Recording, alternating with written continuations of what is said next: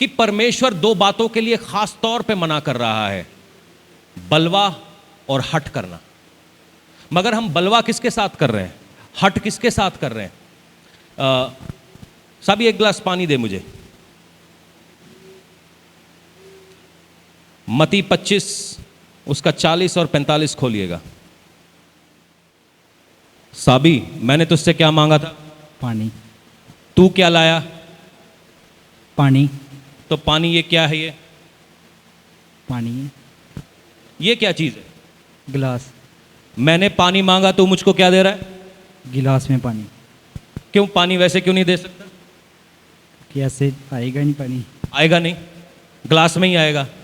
अच्छा, हम सब लोग पानी मांग रहे, परमेश्वर पानी भेज, पवित्र आत्मा का अभिषेक भेज। आएगा कैसे जब तक बंदा आप तक नहीं पहुंचेगा? इस ग्लास की कीमत समझते? हाँ, ये ग्लास मैं हूं, हो सकता है कई लोगों की जिंदगी में आप हैं। लोगों को पानी चाहिए, ग्लास नहीं चाहिए। अगर ये ग्लास गंदा हुआ तो पानी का क्या है? पानी भी। तो ग्लास की साफ सफाई रखना ग्लास का भी फर्ज बनता है, और जो लोग उसका इस्तेमाल कर रहे हैं। अभी इसी ग्लास में थूकने लगूं तो, इसी ग्लास में थूकने लगूं तो क्या यह ग्लास किसी और के इस्तेमाल के लिए रहेगा? क्या इसी ग्लास का इस्तेमाल आप अपने टॉयलेट में करेंगे? नहीं करेंगे, क्योंकि अगर किया तो इसका इस्तेमाल कहीं और करने लायक नहीं रहेगा। कई बार हम बर्तन को भूल जाते हैं।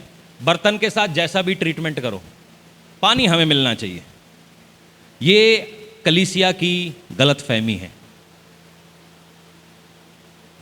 वचन कहता है वेसल ऑफ ऑनर, आदर का बर्तन। जो बर्तन आपको पानी पिलाता है, जो प्लेट आपको खाने खिलाता है, जो चकला बेलन आपके लिए रोटी बेलते हैं, उनका आदर करो। उनको आप कचरे में फेंक नहीं सकते, उनको आप गाय के गोबर में नहीं डाल सकते और फिर शाम को उसको धो के साफ नहीं कर सकते। ऐसा नहीं है। Vessel of honour. आपके बगल में जो व्यक्ति पवित्र आत्मा से भर के बैठा है, वो भी एक बर्तन है। शायद आप उसका इस्तेमाल नहीं कर रहे, मगर कोई ना कोई जरूर कर रहा होगा या करेगा, क्योंकि परमेश्वर ने उनको इसी काम के लिए चुना है। बोलो, गल पल्ले पड़ी? हाँ जी, पड़ी। जिसके साथ जैसा मन आए व्यवहार नहीं कर सकते, और फिर हम सोचें कि परमेश्वर हमें बरकत दे। इसी बात को ध्यान में रखते हुए मत्ती 25 उसका 40 से लेकर 45 तक पढ़ेंगे। आप लोग सोच रहे होंगे, पास्टर जी आपने तो मेरी चंगाई की बात करी नहीं, मेरे पैसों की बात नहीं करी, मेरी शादी की बात नहीं करी। मजा नहीं आ रहा इसमें। नहीं तो इतनी देर में तो तालियां बज जाती हैं, शादी, पैसे, वीजा। मगर अगर आप इस प्रिंसिपल को समझ लेंगे तो आपको कहीं भिखारी बनने की जरूरत नहीं है। परमेश्वर ने आपको सर बनाने के लिए बुलाया है, पूंछ नहीं। सुनिएगा इस बात को बहुत ध्यान से। तब राजा उन्हें उत्तर देगा, मैं तुमसे सच कहता हूं कि तुमने जो मेरे इन छोटे से छोटे भाइयों में से किसी एक के साथ किया, वह ओए ओए ओ। हमने पास्टर जी आपको कब थप्पड़ मारा? हमने तो नहीं मारा, मगर जब पुठियां सीधियां गल्ला कर दो फिर हमने कब किया? नहीं नहीं नहीं, तो सुनो सुनो सुनो।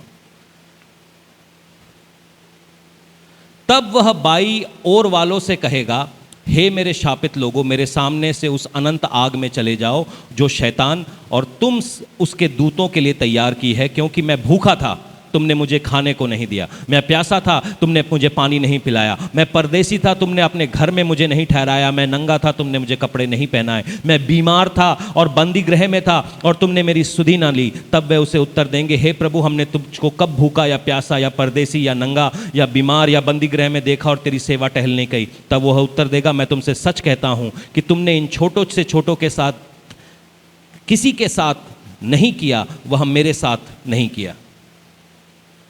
कभी आप समझते हैं इस बात की वैल्यू? हम जैसा मन आए अपने घमंड में, अपने हट में, लोगों के साथ जो मन चाहा व्यवहार कर लें, मगर परमेश्वर हमें आशीष दे, ये नहीं होने वाला। ये आपका गुब्बारा आज फूटता है। ज्यादा से ज्यादा लोग जो कलीसिया के अंदर फंसे हुए हैं वो इसी कारण से फंसे हैं।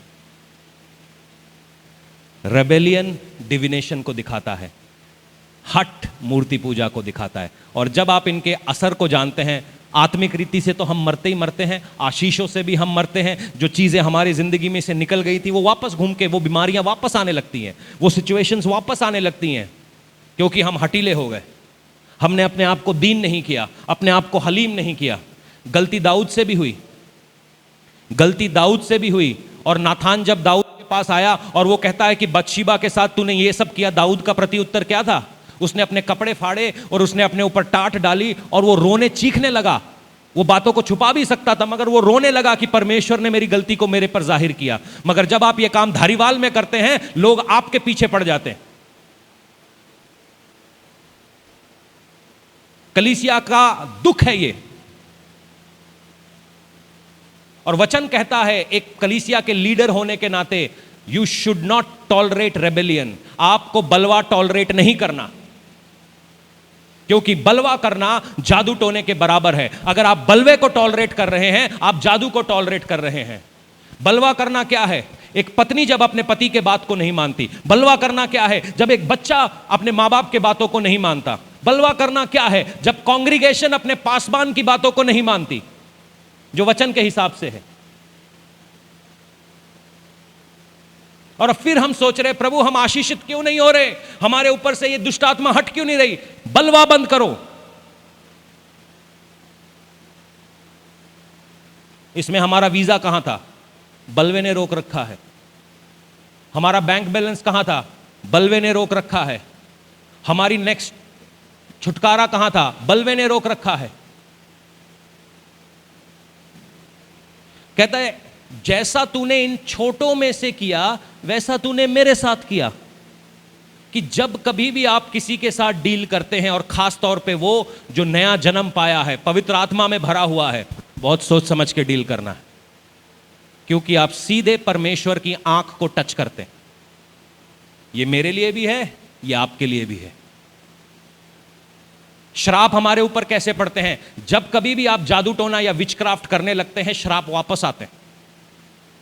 जो श्राप परमेश्वर के लहू ने साफ कर दिए थे, जब कभी भी हम बलवा करने लगते हैं, वो श्राप वापस आते हैं, वो बातें, वो इश्यूज वापस आती हैं।